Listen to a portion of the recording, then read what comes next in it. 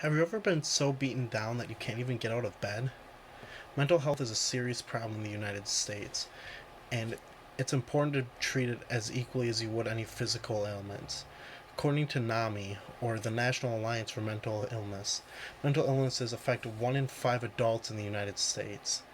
As someone who suffers from generalized anxiety disorder, or GAD, I'm anxious even giving speeches, and it's worse over the phone.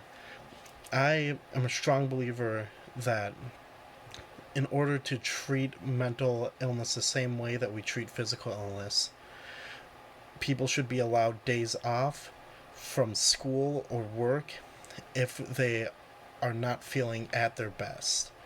And whether that be from a mental illness or even something as simple as and common as burnout, just taking a day off to recover yourself could be huge in just increasing and improving your mood and your productivity. Now, I've mentioned burnout, and it's a term that's thrown around a lot, but what exactly is it? According to the Cleveland Clinic, symptoms of burnout can include lack of motivation and being irritable toward your friends and finding no joy in what you used to, and overall just feeling overwhelmed by everything around you.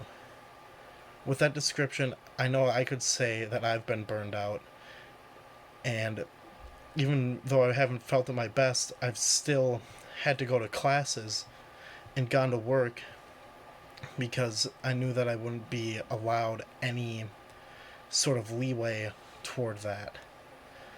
Um, and being online for classes, it's been worse for me. And I know that it's even growing among teenagers. I've brought up mental health with adults, but according to the National Institute for Mental Health, or the NIMH, 25% of teenagers since the year 2000 have suffered anxiety toward their schoolwork or just from something related to school. And if they were only testing for school related anxiety, that number could be way higher. Now, what is causing burnout if it's so prevalent in our society?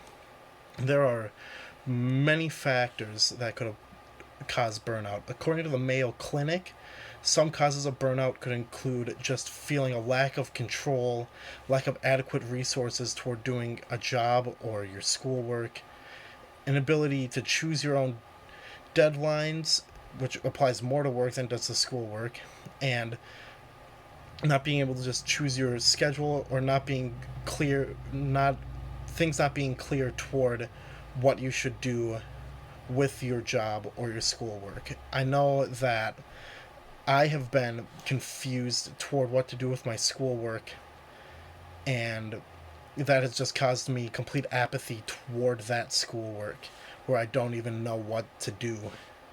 And because I don't know what to do, I refuse to do it. Um, Herbert J. Freudenberger um, created a 12-step burnout diagnosis list while studying burnout as a clinical psychiatrist. And those steps would be compulsion to prove oneself, causing someone to work harder and neglecting their own needs. Because of that, they displace their conflicts and their needs. There's no longer time for anything important in their day or anything that's not work related. And the list just builds on until it reaches physical exhaustion that's life threatening. If it's life threatening, then what can we do to avoid it, even to stop reaching that point?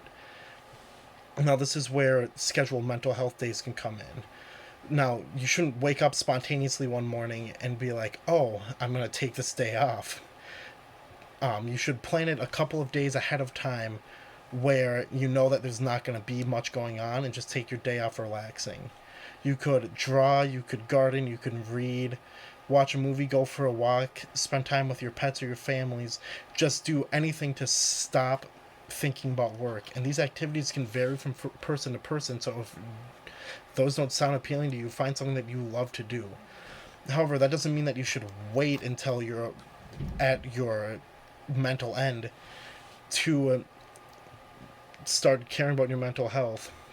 You should do plan something recreational each day, even if it's just for like 15, 20 minutes. I know that over this online schooling period, I've started doing yoga just 15, 20 minutes a day, and that's increased my mental mood. And at, at least takes time for something that you enjoy weekly. Burnout can be disastrous in your life if you're unaware of it, or if you just don't care about fixing it. Um, if you take care of yourself, you should only have to take a mental health day once every blue moon to increase that mood. Um, if you don't think that you could fix that on campus or afford to miss any classes on campus, talk to like Dean Kittle, your professors, and be like, hey, I'm at my wit's end. I'm not going to be able to get this on time. They're human just like you. They will understand. And they will work with you so you can finish that. This baby step could be an easy start to removing the stigmatization of mental illness around the United States.